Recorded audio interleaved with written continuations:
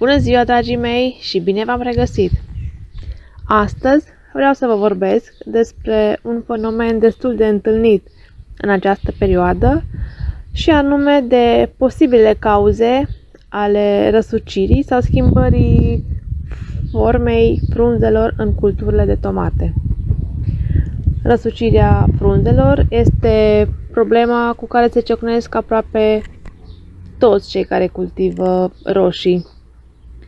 În majoritatea cazurilor, acest fenomen de răsucire a frunzelor reprezintă doar reacția plantelor la condițiile nefavorabile, cum ar fi irigarea insuficientă, aerul uscat și fierbinte, aerisirea inadecvată în cazul tomatelor cultivate în solar, deficitul de nutrienți sau oscilațiile bruște ale temperaturilor nocturne și diurne.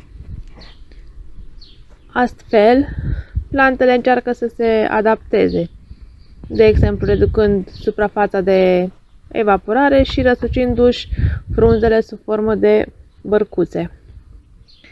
Principala cauză a răsucirii frunzelor de pe tufele de roșii este irigarea insuficientă. De aceea, culturile trebuie udate la timp și cu o cantitate suficientă de apă. De asemenea, ca să evitați evaporarea rapidă a omezelii din sol, îl puteți acoperi cu un strat optim de mulci. Dacă irigarea optimă nu contribuie la soluționarea problemei, înseamnă că răsucirea frunzelor este cauzată de alți factori, unul dintre ei fiind deficitul de microelemente. În această cauză trebuie să fertilizați plantele cu un îngrășământ mineral complex.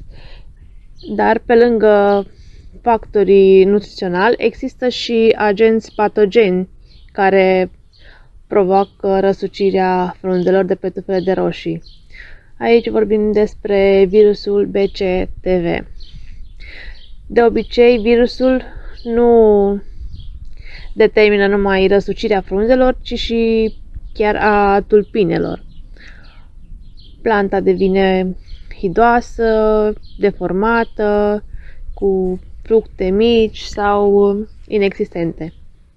Ca să evitați îmbolnăvirea celorlalte plante, aceasta trebuie smulsă cu tot cu rădăcini și trebuie arsă. Iar o altă cauză a răsucirii frunzelor poate fi lipsa luminii.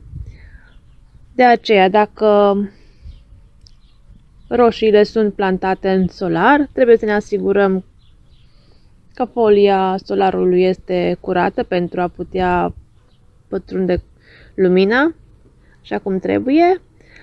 Iar dacă sunt plantate la liber, în grădină și avem copaci prin preajmă, să tăiem crengile care umbresc recolta de tomate. Cam astea ar fi cauzele răsucirii frunzelor de roșii. Sper că aceste informații să vă fie de ajutor. Să ne lăsați un like, un comment. Dacă vă place ceea ce postăm, să distribuiți și prietenilor dumneavoastră.